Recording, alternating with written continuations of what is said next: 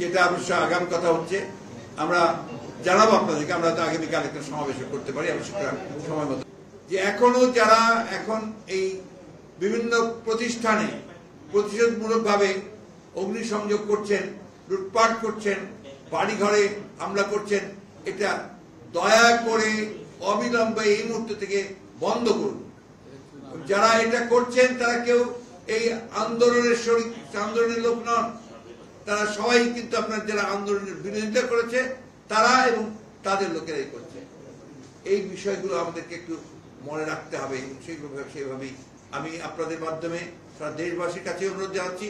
সেই সঙ্গে আমাদের দলের সকল নেতা কর্মীদেরকে আমি অনুরোধ করব যে তারা এই ব্যাপারে অত্যন্ত দৃঢ়তার সঙ্গে এদের বিরুদ্ধে প্রতিরোধ করে তুলে সমস্তকে একটা ঠান্ডা অবস্থায় তৈরি নিয়ে আসা করার জন্য যে ব্যবস্থা করে।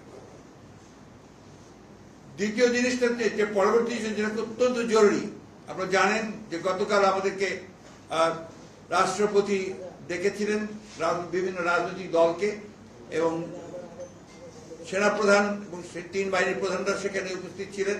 তারা ডেকেছিলেন, তাদের মাধ্যমে যে কথাবার্তাগুলো হয়েছে সে বিষয়গুলো আপনারা কালকে সবাই শুনেছেন।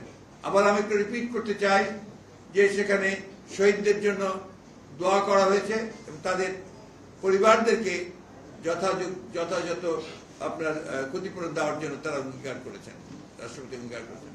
রাষ্ট্রপতি অঙ্গীকার করেছেন যে যেহেতু শেখ হাসিনা পদত্যাগ করে পালিয়ে গেছে, সেই কারণে এখন শেখ হাসিনার ক্যাবিনেট পুরোপুরিভাবে আপনার বিলুপ্ত হয়ে গেছে এবং এই সংসদের যেটা একটা দামি সংসদ যারা বিনা ভোটে নির্বাচিত তারও কোনো এখন এই মুহূর্তে কোনো কার্যকারিতা নেই। সুতরাং এটাকে 24 ঘন্টার মধ্যে ভেঙে দিয়ে একটা ইন্টারিম গভর্নমেন্ট বলেন বা একটা নিরপেক্ষ সরকার বলেন তা গঠন করা হবে এবং তাকে 3 মাসের মধ্যে তারা নির্বাচন করে তারা আপনার একটা নির্বাচিত সরকারের কাছে ক্ষমতা হস্তান্তর করবে। এই জিনিসগুলো আমি আবারও জোরের সঙ্গে একটু আপনার দৃঢ়তার সঙ্গে বলতে চাই যে 24 ঘন্টার মধ্যেই এই কাজগুলো সমাধান করতে হবে। আমি রাষ্ট্রপতির কাছে আহ্বান জানাচ্ছি, কাল বিলম্ব না করে আপনি আজকে এর মধ্যেই 24 ঘন্টা প্রায় হয়ে যাচ্ছে, 2টার মধ্যেই আপনি দয়া করে এটাকে অবিলম্বে এই পার্লামেন্টকে ভেঙে দিয়ে আপনার একটা অন্তর্বর্তীকালীন নিরপেক্ষ সরকার গঠন করুন। অন্যথায় দেশে আবার রাজনৈতিক শূন্যতা দেখা দিতে পারে। আমি ধন্যবাদ জানাতে চাই আমাদের দেশপ্রেমিক সশস্ত্র বাহিনীকে। তারা যে ভূমিকা রেখেছেন তারা নিঃসন্দেহে এই দেশের রক্ষার্থে, তার স্বাধীনতা সর্বত রক্ষার্থে তারা আবার তাদের একটা ঐতিহাসিক ভূমিকা পালন করেছেন। সেটাকে সুদৃঢ় করতে হবে, সেই জন্য জনগণের সমর্থন তাদের প্রয়োজন রয়েছে। আমি তাদের প্রতি আহ্বান জানাবো যে আপনারা অতি দ্রুত আপনাদের সেই দায়িত্ব পালন করবেন দৃঢ়তার সঙ্গে। এবং আপনাকে যেটা আমরা আগেও বলেছি আবারও বলছি যে রাষ্ট্রপতি এবং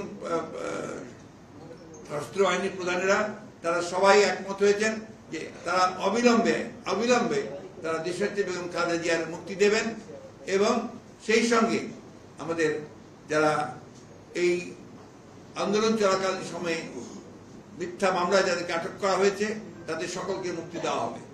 একই সঙ্গে অন্যান্য যে সমস্ত মিথ্যা মামলা দীর্ঘকাল ধরে আমাদের যে সমস্ত নেতা কর্মীদের রাজনৈতিকভাবে আপনার সাজা দিয়ে আটক করা হয়েছে তাদেরকেও মুক্তি দেওয়ার সমস্ত প্রক্রিয়া তারা চূড়ান্ত করবেন, এগুলো তাদের কমিটমেন্ট।